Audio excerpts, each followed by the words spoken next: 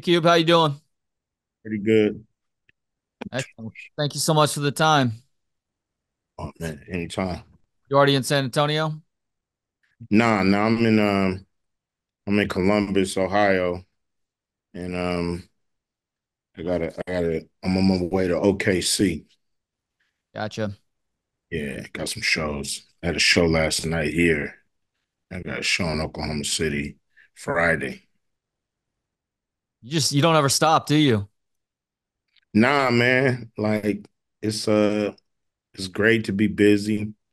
It's great to be in demand. So to me, this is what it's all about. This is the fun part. Like I think about the Johnny Cashes of the world or Bill Murrays of the world. Like you, Ice Cube, are squarely in that category of people that are pretty universally beloved. And part of it is that you wear so many different hats and you have such enthusiasm for everything that it is that you do, whether you're talking about your music or your career in film and TV, and now obviously the Big Three basketball league as well. What do you attribute that appeal to, at least coming from your end? Well, I think, just being your authentic self. I think people understand that, I'm going to be me and let the chips fall where they may. Um, I'm not scared to be wrong. So, um, I usually, you know, answer the questions that's asked and, give an honest opinion. I mean, answer. And people, I think they dig that, and, I'm proud of the work that I do. So I think you have to be, um, your biggest fan in a way. If you're gonna, promote. If I was just a painter and I would just paint in the corner and put it up in somebody's house or up in a hotel or something, I wasn't really worried about promoting myself as, artist. But working in music and movies and now sports is really all about letting people know it's there, letting people know you got something cool and and they could be a part of it. And needless to say, whatever you've gotten wrong over the years, you have not been wrong about the appeal for 3-on-3 basketball. Week 8 is coming up this weekend in San Antonio, the latest season of Big Three basketball. It's the seventh season. It would be the eighth, but COVID ruined things back in 2020. And it's as seemingly as popular as ever. I mean, you've got Dr. J signing babies. Gary Payton's getting into arguments with guys on the court as he's leading his team to victory as a head coach. He's not even a player. That's how much of a trash talker Gary Payton is. Just how happy are you with where things stand currently with the Big Three in season 7? I couldn't be happier. It's everything I dreamed it would be, and it continues to grow. Um, you know what I think, we've missed, in America and in our we used to dominate a lot of sports. But I think we've lost our attitude a little bit, and allowing guys to trash talk. If what happened in the Big Three happened in the NBA, you'd have double text, people thrown out, 1 game suspension. This dude left the bench, and all this kind of overreaction to good hard nosed competition. And then I think what people love about the Big Three is the hunger to win. Uh, you know, Guys are getting paid so much money in some of the bigger leagues that you never are double sure if they want to win the championship or they just want to get paid. You know what I'm saying? And just play to play, not really play to win. And I think that's choking the life out of fans. And so I think the Big Three is a breath of fresh air, healthy, hard-nosed competition from the people you love, from the people playing the game you love. Of course, you grew up loving a game that was watching guys in those classic Celtics versus Lakers rivalry, or Lakers versus Celtics, considering I'm talking to an LA guy right now, where you literally had clotheslines happening on the court. Wasn't even a technical foul. It was just two shots, and whoever gets the rebound or if the second free throw is made, it goes back the other way. So there's got to be some in between though, because obviously that was maybe a little bit much too. But we've gotten entirely too soft as a society. Yeah, I think the NBA did a good job of cleaning that up, adding the flagrant foul, but I think they went a little too far trying to make sure everything is squeaky clean. Guys can't even dunk and give a dude a crazy look. Guys can't even, really trash talk and get in each other's face, on some friendly competition, not fights. We don't want the fights of the 90s, but we want guys to beat themselves, Yeah. and I think they can play to the best of their ability, and fans love it. Fans love. This is why we watch. You don't watch. You don't pay to see friends play. You pay to see enemies play, and I think we're losing a little of that. But the big three, hopefully, is giving us that back in sports. Considering how good of a trash talker GP is, has he ever given it to you? And do you even hesitate in giving it back to him when he does? Fortunately, I haven't been on the wrong side of Gary Payton, but I would have no doubt, that he'd say what he feel, and I'd say what I feel back.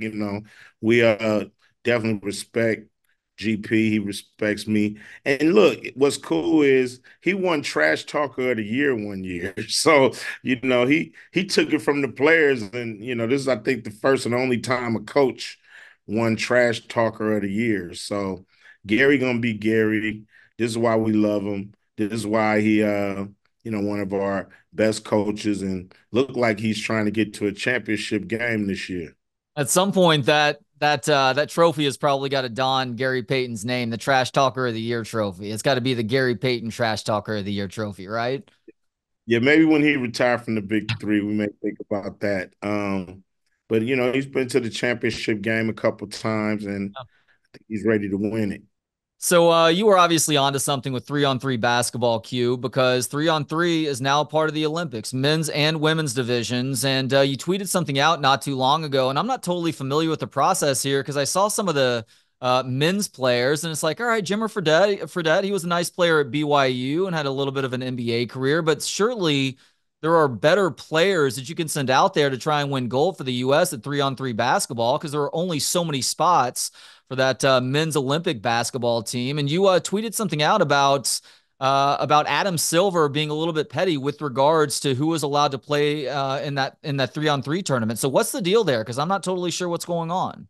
The NBA is over USA basketball. And so to me, we have the best 3-on-3 athletes in the world.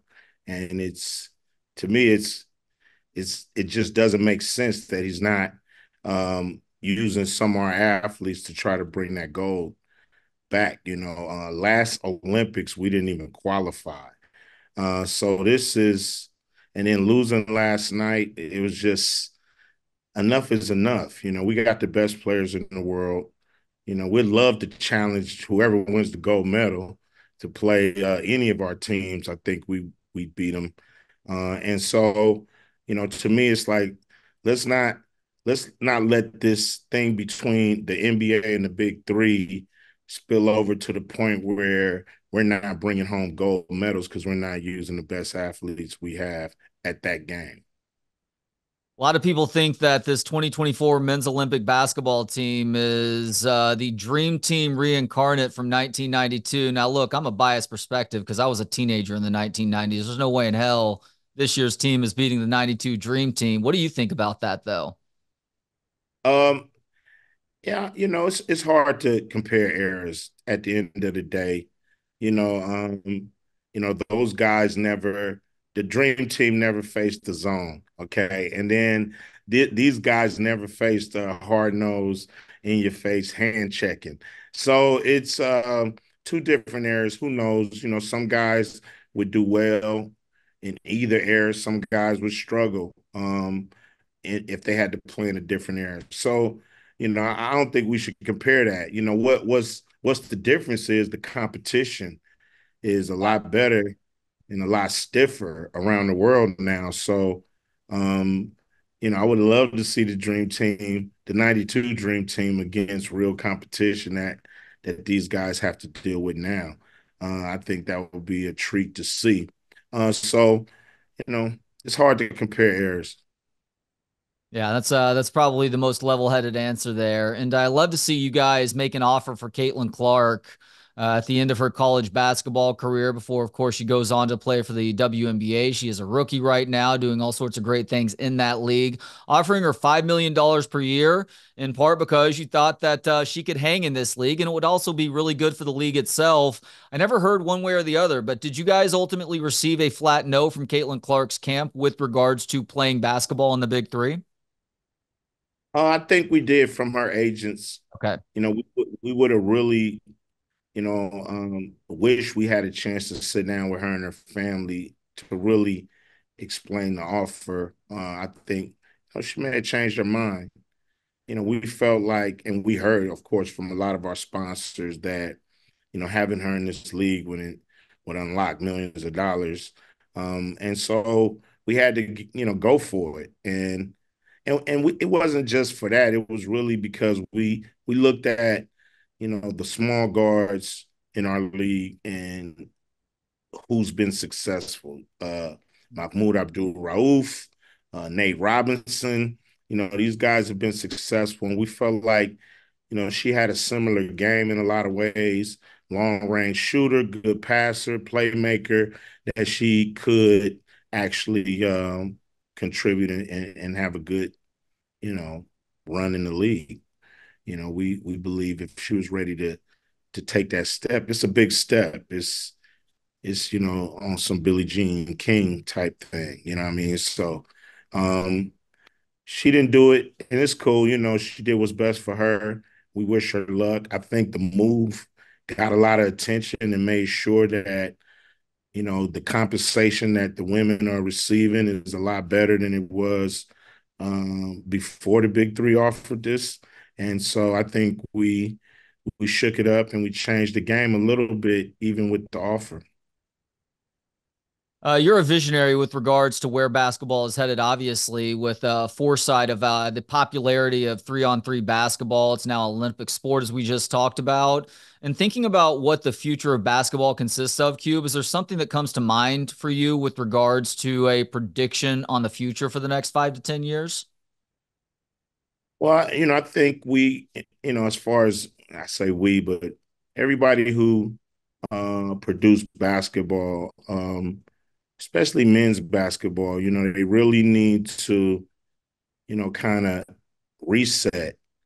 Um, I think, it's smart for GMs to take, 4-year college seniors in the first round and not just the one and done guys because sometimes a guy's not ready after his freshman year, but he's totally ready after his senior year. And guys you shouldn't be counted out just because you spent all 4 years in college becoming a better basketball player.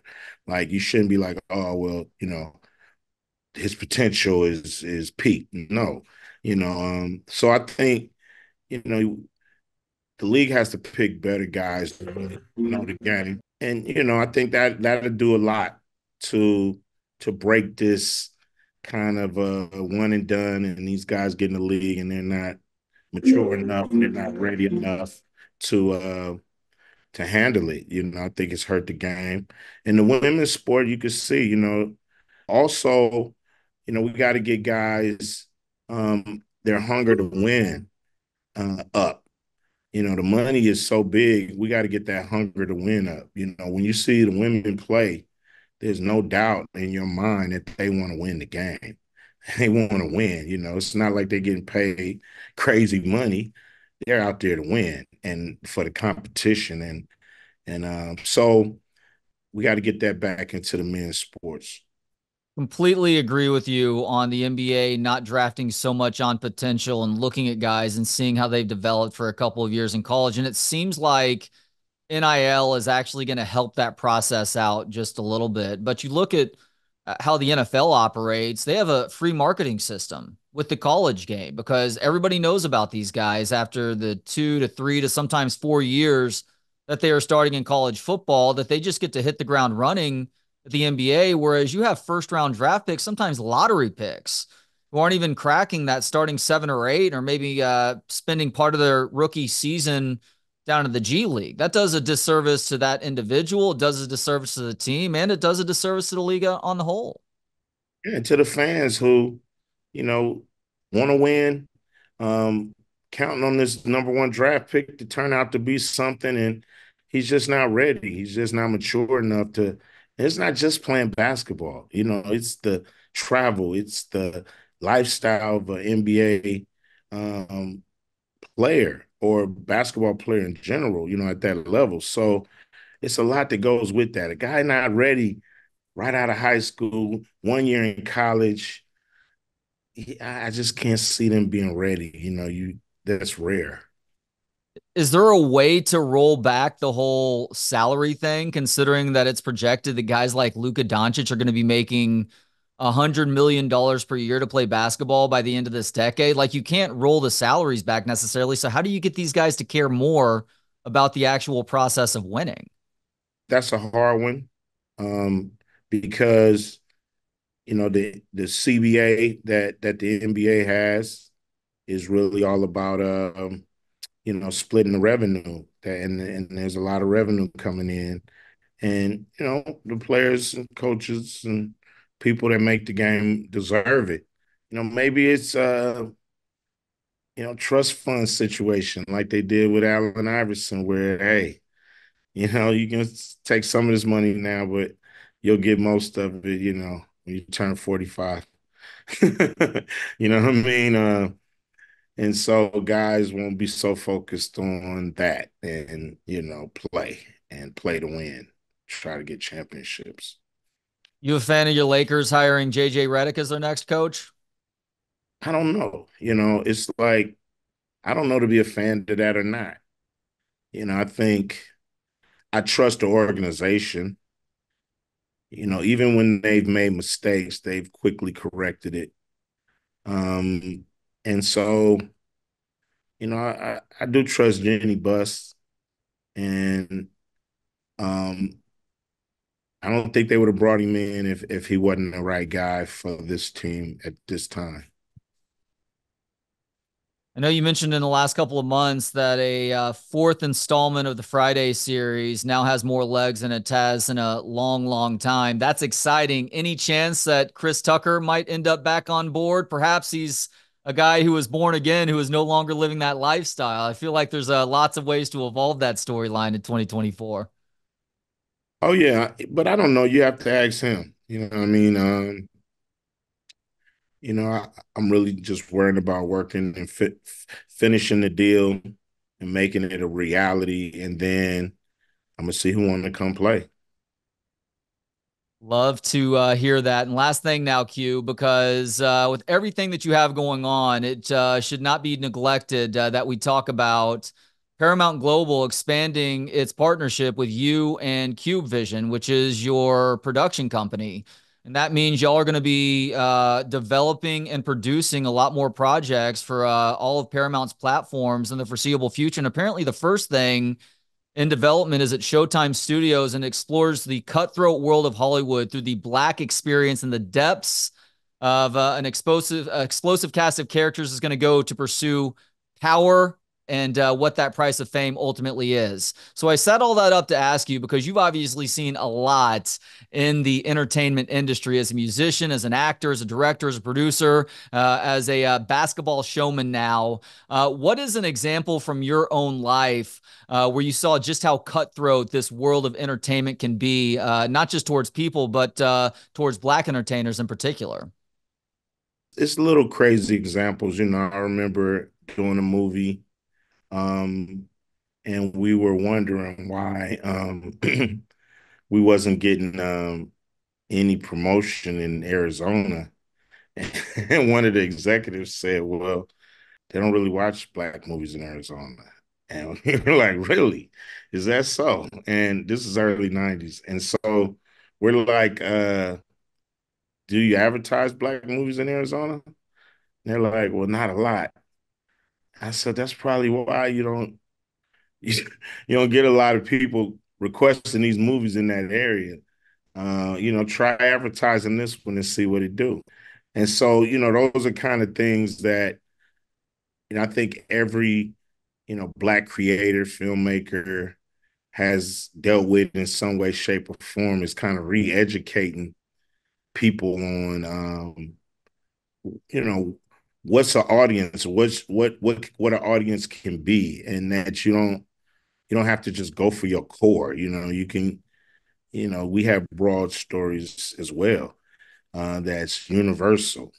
People, wouldn't think Straight Outta Compton was a universal story, but it is. It's a story about brotherhood. It's a story about break up to make up, David versus Goliath, rags to riches. It's a lot of universal themes. So it's just re-educating some of the people at the top of the industry on the possibilities. And it's just a million stories that deal with that, as well as, yeah, cutthroat. Some people they'll do anything to get an Oscar, you know. Some people, last thing they want in the world is an Oscar. They just want to do an independent project from the heart. And there's obstacles to both. What was that movie in the early 90s that they were reluctant to promote too heavily in Arizona? I don't want to call out the company, man. If I say the movie, you'll know the company that I was on. But it's a true story. And hey, you just have to re-educate people. You know, I guarantee you now a lot of black movies are playing in Arizona. My guess is boys into hood, but I'm not gonna keep asking you because I don't want you to get in trouble. He is the legendary Ice Cube. Yeah, one of the co-founders of the Big Three. You can actually see Cube, and you're going to be performing at halftime, correct? This weekend at the Big Three basketball tournament in San Antonio.